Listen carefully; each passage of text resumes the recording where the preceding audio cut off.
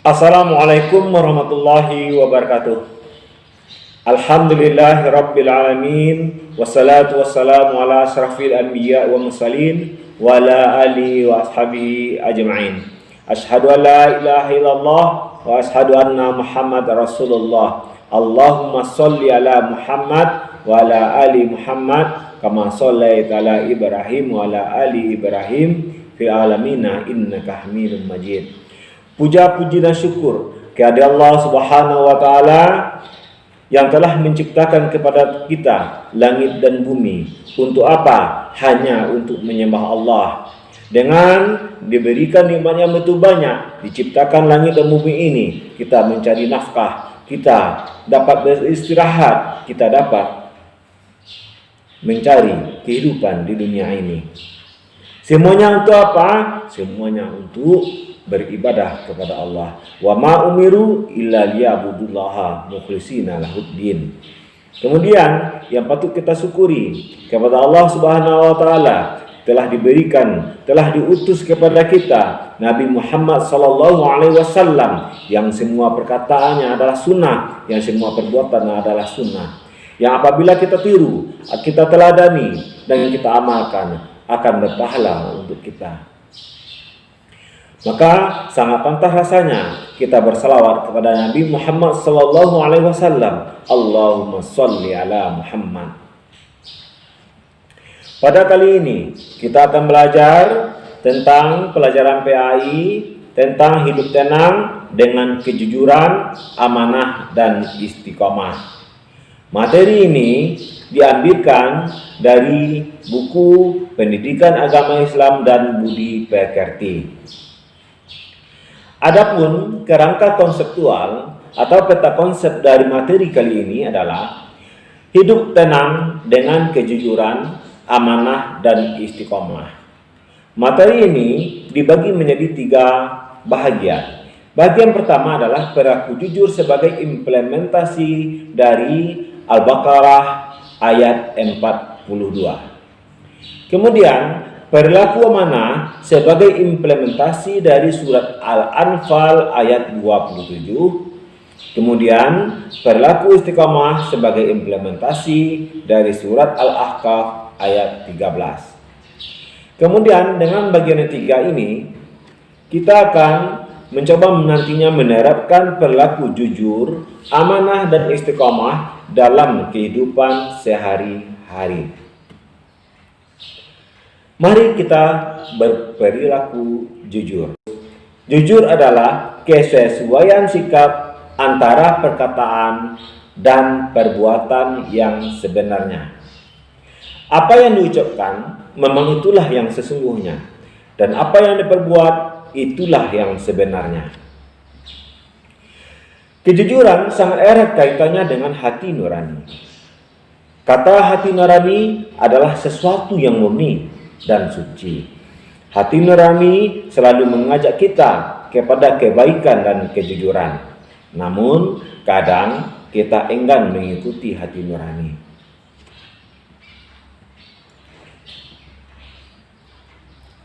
Dusta adalah melakukan sesuatu yang tidak sesuai dengan hati atau mengatakan sesuatu yang tidak sesuai dengan kenyataan. Dusta atau bohong merupakan lawan kata dari jujur. Mengapa kita harus jujur? Yang pertama, jujur itu sangat penting. Kemudian, berani jujur itu adalah sangat hebat. Sebagai makhluk sosial, kita memerlukan kehidupan yang harmonis, baik dan seimbang, agar tidak ada yang dirugikan, dizalimi dan dicurangi. Jadi, untuk kehidupan yang lebih baik, kuncinya adalah kejujuran. Hal ini sesuai dengan sabda Nabi Muhammad SAW, yang artinya dari Abdullah ibnu Mas'ud radhiyallahu anhu, Rasulullah SAW bersabda, sesungguhnya jujur itu membawa kepada kebaikan, dan kebaikan itu membawa ke surga. Jadi kenapa jujur itu penting? Kenapa jujur itu hebat? Karena dengan jujur kita dijanjikan oleh Allah Subhanahu wa taala melalui rasulnya bahwasanya dengan kita berbuat jujur akan membawa kita kepada kebaikan, dan kebaikan ini akan membawa kita ke surga. Inna sidqa yahdi ilal birri wa inna birra yahdi ilal jannah. Pada masa jahiliyah sangat sulit mencari orang yang jujur. Dengan kejujuran Rasulullah SAW menjadi orang yang paling terpercaya, sehingga beliau diberi gelar Al-Amin, yang artinya yang dapat dipercaya oleh bangsa Quraisy. Kita tahu bahwasanya kejujuran Nabi Muhammad ini sangat-sangat dihargai oleh kaum Quraisy, sehingga dengan kejujuran beliau, dengan keseganan para ahli-ahli Quraisy, tokoh-tokoh Quraisy, mereka menyegani Rasulullah sehingga mengamanatkan kepada Rasulullah untuk mengangkat Hajar Aswad, sehingga tidak terjadi peperangan antar suku karena perebutan siapa yang mengangkat Hajar Aswad ini. Kemudian kejujuran adalah akan berbuah kepercayaan. Sebaliknya, dusta menjadikan orang lain tidak percaya. Jujur membuat kita menjadi tenang, sedangkan berbohong menjadi hati menjadi was-was. Dengan kejujuran, apapun yang akan kita buat, kita akan merasa tenang. Tetapi kalau kita berdusta, maka dusta pertama akan kita tutupi lagi dengan dusta yang kedua. Dusta kedua akan ditutupi dengan dusta yang ketiga, sehingga kita menjadi orang yang pendusta. Tetapi ketika kita berkata jujur, maka kita akan mudah menyatakan kebenaran. Andaikan kita salah, kita cukup maafkan saya, walaupun pahit bagi orang lain. Tapi dengan kita berbuat jujur, kita akan menjadi tenang. Apapun resikonya, kita siap menanggungnya. Yakinlah Allah akan memberikan kebaikan, yakinlah Allah akan memberikan surganya. Kadangkala ada orang yang tidak suka dengan kejujuran kita. Hal ini dapat terjadi kalau orang yang jujur itu mengatakan keburukan dari orang lain, sehingga dia merasa terganggu. Misal, dia berbuat salah, kemudian dia menyuruh kita untuk merahasiakannya, tetapi kita diminta oleh orang lain untuk sebagai saksi, maka kita menyampaikan apa adanya. Walaupun ini pahit, tetapi ingatlah, ini akan membawa kebaikan kepada kita dan kepada orang yang akan kita jadikan saksi tersebut. Meskipun demikian, jangan takut dan jangan risau karena lebih banyak pihak yang mendukung kejujuran. Kejujuran merupakan bagian dari akhlak yang diajarkan di dalam Islam. Seharusnya sifat jujur juga menjadi identitas seorang muslim. Katakan bahwa yang benar itu adalah benar, yang salah itu adalah salah. Jangan dicampur adukan antara yang hak dan yang batil. Sebagaimana firman Allah dalam surat Al-Baqarah ayat 42.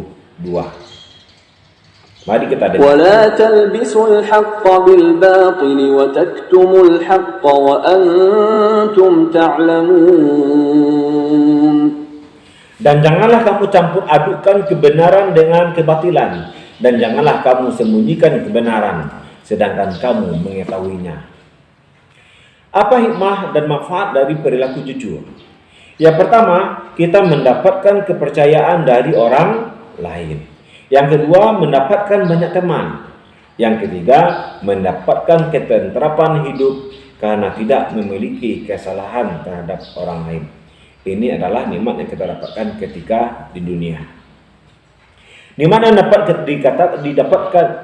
yang didapatkan ketika kita di akhirat, subhanallah, tentu sangat luar biasa. Yang kedua, mari kita berperilaku amanah. Yang pertama, apakah amanah itu? Amanah artinya adalah yang terpercaya atau dapat dipercaya. Amanah juga berarti pesan yang dititipkan dapat disampaikan kepada orang yang berhak. Amanah yang wajib ditunaikan oleh setiap orang adalah hak-hak Allah Subhanahu wa Ta'ala, seperti salat, zakat, puasa, berbuat baik kepada sesama, dan yang lain-lain. Jadi amanah yang utama kita kerjakan adalah amanah kita terhadap Allah. Kemudian baru amanah sesama manusia. Amanah berkaitan erat dengan tanggung jawab. Orang yang menjaga amanah biasanya disebut dengan orang yang bertanggung jawab. Sebaliknya, orang yang tidak menjaga amanah disebut orang yang tidak bertanggung jawab. Menjaga amanah itu penting. Maka mulai sekarang kita harus berlatih untuk menjaga amanah. Kita harus berlatih untuk bertanggung jawab. Untuk berlatih ini tidaklah sulit. Mulailah dari menjaga amanah yang kecil-kecil, seperti belajar dan sekolah dengan sungguh-sungguh. Melaksanakan ibadah, sholat juga bagian dari menjaga amanah dari Allah Subhanahu wa Ta'ala. Siapa tahu kelak di antara kita ada yang mendapat amanah untuk menjadi seorang pemimpin. Jika kita berlatih mulai dari sekarang, pada saat menjadi pemimpin tentu tidak sulit untuk menjaga amanah.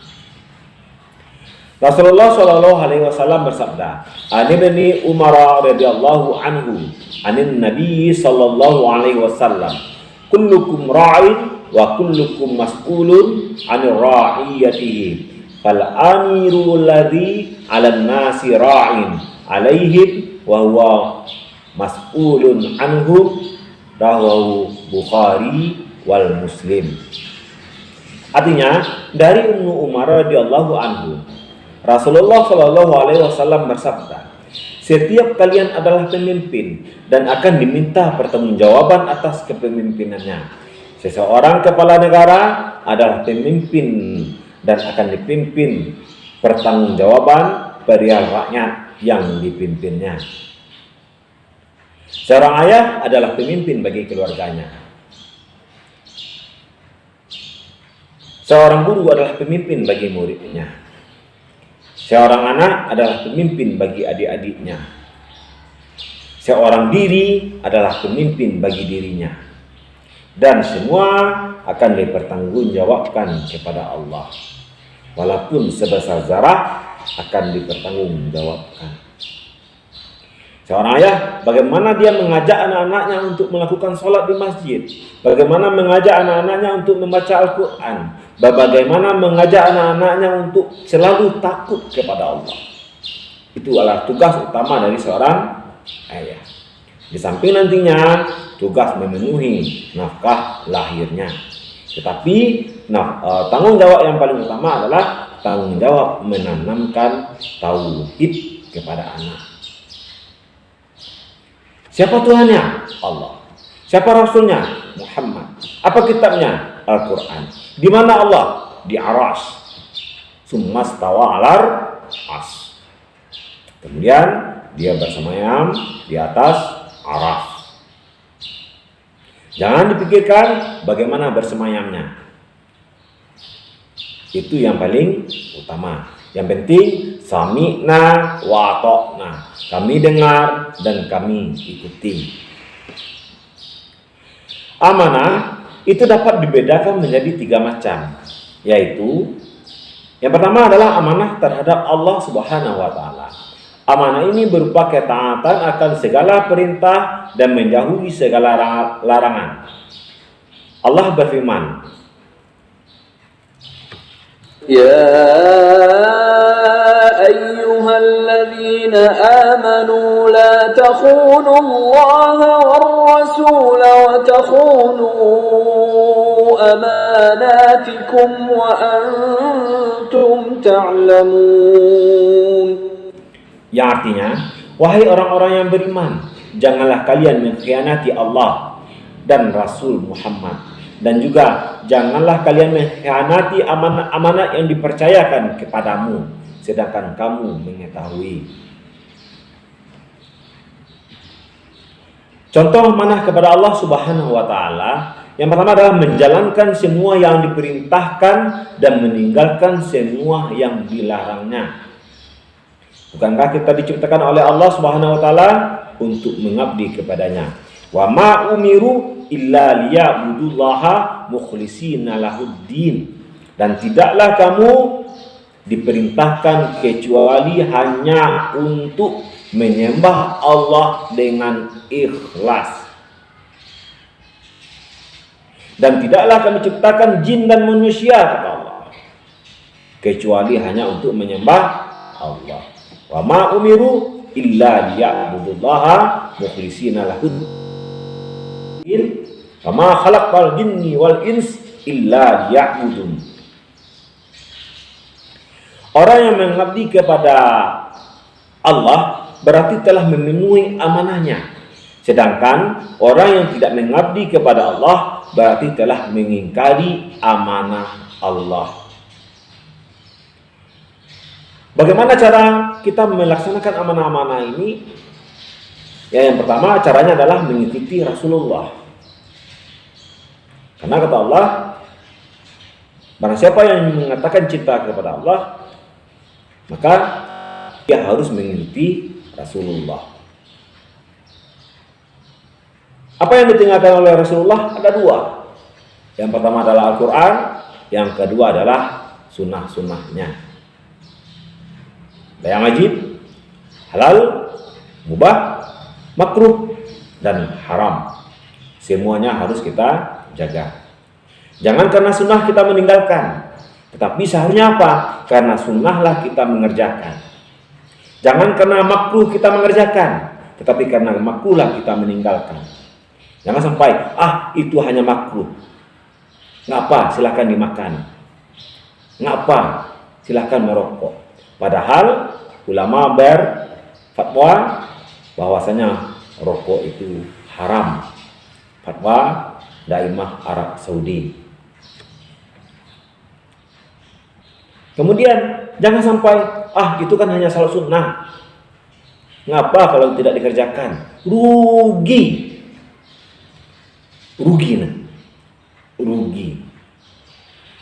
Barang siapa yang salat 4 rakaat sebelum zuhur, 4 rakaat setelah zuhur, diharamkan baginya neraka jahanam. Sunnah. Barang siapa yang membaca ayat kursi setelah sholat wajib, maka tidak ada satupun yang menghalanginya ke sorga kecuali satu, adalah kematian. Tidak kita baca, rugi. Jadi sunnah itu jangan artinya siapa yang mengerjakannya apa pahala, apabila tidak ditinggalkan tidak apa-apa. Tidak apa-apa, gimana? Rugi. Mari kita perbaiki arti sunnah, mari kita perbaiki arti makruh. Yang kedua adalah amanah terhadap sesama manusia. Amanah ini meliputi hak-hak antar sesama manusia. Misalnya ketika dititipi pesan atau barang, maka kita harus menyampaikannya kepada yang berhak. Allah Subhanahu wa Ta'ala berfirman,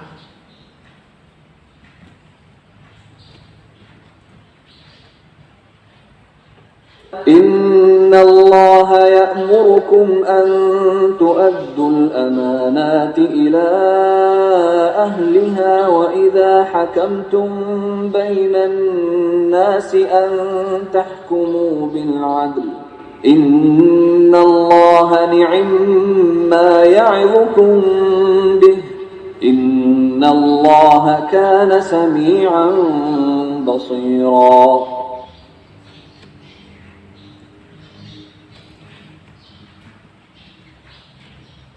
Sesungguhnya Allah Subhanahu wa Ta'ala menyuruh kamu untuk menyampaikan amanah kepada yang berhak menerimanya. Surat An-Nisa ayat 58. Yang ketiga adalah amanah terhadap diri sendiri. Amanah ini dijalani dengan memelihara dan menggunakan segenap kemampuannya demi menjaga kelangsungan hidup, kesejahteraan, dan kebahagiaan diri. Allah Subhanahu wa taala berfirman, وَالَّذِينَ هُمْ لِأَمَانَاتِهِمْ وَعَهْدِهِمْ رَاعُونَ. Dan sungguh beruntung orang yang memelihara amanat-amanat dan janjinya.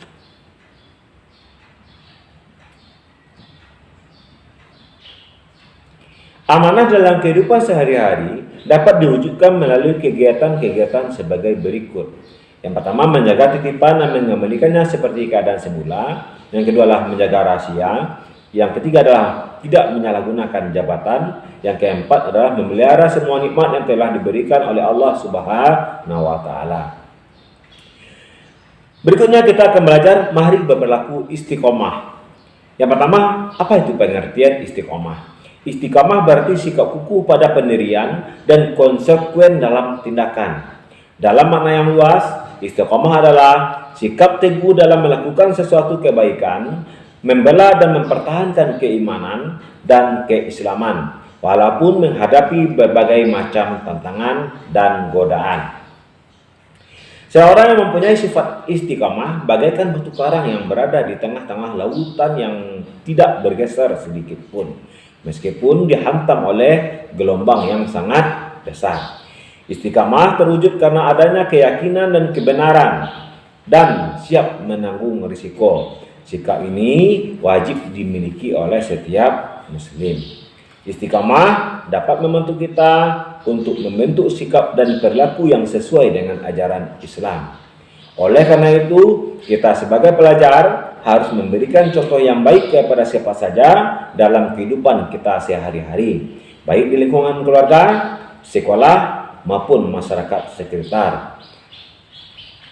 Istiqamah ini harus selalu kita minta kepada Allah. Ya muqallibal qulub, tsabbit qalbi ala dinik. Wahai zat yang membolak-balikkan hati, condongkanlah hati kami, kokohkanlah hati kami pada agamamu.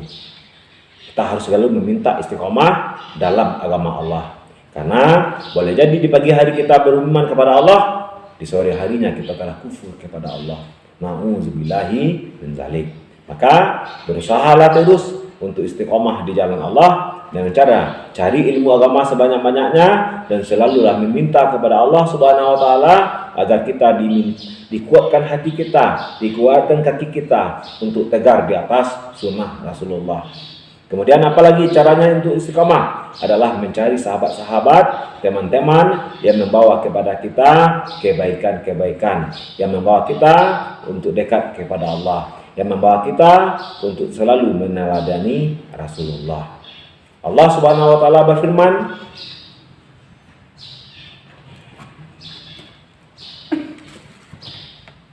Innal ladzina qalu rabbuna Allah thumma istaqamu fala khaufun 'alaihim wala hum yahzanun.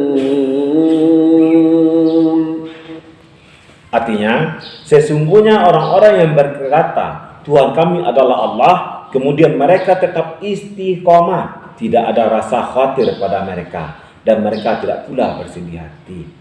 Kenapa mereka tidak khawatir? Karena mereka yakin Allah menjanjikan untuk orang yang ini adalah Jannatul Firdaus, surga. Kemudian apapun yang kata orang lain, dia tidak akan bersedih hati, karena dia yakin Allah akan membalas walaupun semua yang dikerjakan oleh orang lain, apapun yang dikerjakan oleh dirinya sendiri pasti akan dibalas walaupun hanya sebiji atom. Sikap orang-orang istiqamah yaitu menepati dan mengikuti garis-garis yang telah ditentukan oleh agama, menjalankan semua perintah Allah Subhanahu wa taala dan meninggalkan semua larangannya. Orang yang semacam itu tidak perlu khawatir terhadap diri mereka di hari kiamat, karena Allah Subhanahu wa taala menjamin keselamatan mereka. Apa hikmah kita berperilaku istiqamah? Di antara hikmah perilaku istiqamah adalah sebagai berikut. Yang pertama adalah orang yang istiqamah akan dijauhkan oleh Allah Subhanahu wa taala dari rasa takut dan sedih seperti yang dijanjikan Allah pada surat yang tadi, sehingga dapat mengatasi rasa sedih yang menimpanya, tidak hanyut di bawah kesedihan dan tidak gentar dalam menghadapi kehidupan yang akan datang.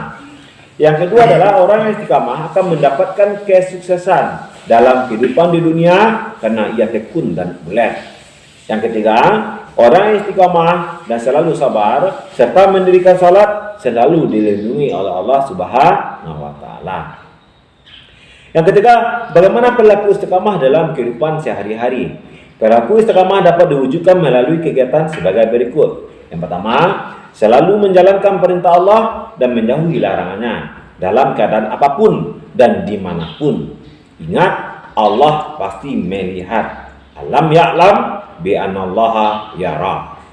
Alam naj'al lahu ainain wa lisanan wa safatain wa hadainahu najdain. Dan seterusnya. Itu adalah surat dari surat Al-Alaq dan surat Al-Bayyinah. Yang ketiga, bagaimana lagi? Yaitu melaksanakan sholat tepat pada waktunya. Ingat, salat ini adalah tiang agama. Dan siapa yang sengaja meninggalkan sholat, maka dia adalah kafir. Tetapi kalau dia lalai dalam meninggalkan sholat hanya karena lalai, maka dia tergolong nantinya adalah fawailul lil musallin. Yang ketiga adalah bagaimana belajar terus-menerus hingga paham. Nah, ini juga cara kita untuk bisa istiqomah. Kita cari, kalau kita melakukan amal ini, apa yang dijanjikan oleh Allah. Kalau kita lakukan perbuatan ini, apa azab yang diberikan Allah. Kalau kita lalai, maka azabnya adalah neraka well. Kalau kita tidak sholat, azabnya adalah neraka sakar. Kalau kita membaca surah Kursi setelah sholat, apa yang dijanjikan Allah? Masuk surga. Kalau kita membaca 3 kurs setelah sholat, Allah akan menjaga kita dari satu salat ke salat berikutnya. Kalau kita paham itu, insya Allah kita akan berusaha untuk istiqomah dalam menjalani sunnah-sunnah Rasulnya. Maka sangat penting bagi kita untuk menuntut ilmu syar'i dan ilmu-ilmu yang lain. Kemudian dengan istiqomah, kita selalu menaati peraturan, baik yang ada di rumah, di sekolah maupun masyarakat. Ini sangat penting. Orang yang beriman otomatis dia akan menaati peraturan yang dibuat oleh siapapun, karena dia yakin Allah melihatnya. Selagi peraturan tersebut tidak bertentangan dengan aturan-aturan yang ditetapkan Allah dan Rasulnya. Yang kelima, selalu menjalankan kewajibannya dengan rasa senang dan nyaman, tidak merasa dipaksa atau dibebani. Kenapa? Karena dia yakin Allah akan membalasnya, walaupun manusia tidak membalas. Karena janji Allah itu pasti, sedangkan janji manusia sering meleset. Boleh jadi manusia tersebut khilaf walaupun dia tidak disengajakannya. Tetapi kalau janji Allah, Allah menjanjikan pasti akan dibalas, walaupun hanya sedikit ini. Dari 3 materi tadi, maka kita dapat menyimpulkan, yang pertama, jujur adalah kesesuaian sikap antara perkataan dan perbuatan yang sebenarnya. Kedua, hikmah atau manfaat dari perilaku jujur adalah akan dipercaya oleh orang lain dan mendapat banyak teman. Yang ketiga, hidup tentram karena tidak memiliki kesalahan dengan orang lain. 4, amanah hatinya dipercaya atau terpercaya. Yang kelima, amanah ada 3 macam, yaitu amanah terhadap Allah SWT, kemudian amanah terhadap sesama manusia, dan ketiga adalah amanah terhadap diri sendiri. Yang keenam, amanah dapat diwujudkan melalui perbuatan, seperti menjaga titipan rahasia, tidak menyalahkan jabatan, menunaikan kewajiban dengan baik, dan memelihara semua nikmat yang telah diberikan oleh Allah Subhanahu wa taala. Yang ketujuh, berarti tegak, lurus, tekun, dan ulet. Kedelapan, istiqamah dapat diwujudkan melalui perbuatan, selalu menjalankan perintah dan larangannya, melaksanakan salat tepat waktu. Bertakwalah kepada Allah Subhanahu wa taala setiap saat dan teladanilah Nabi Muhammad sallallahu alaihi wasallam, dan selalulah beribadah dan bermuamalah karena Allah. Terima kasih. Barakallahu li wa lakum minni wa minkum. Assalamualaikum warahmatullahi wabarakatuh.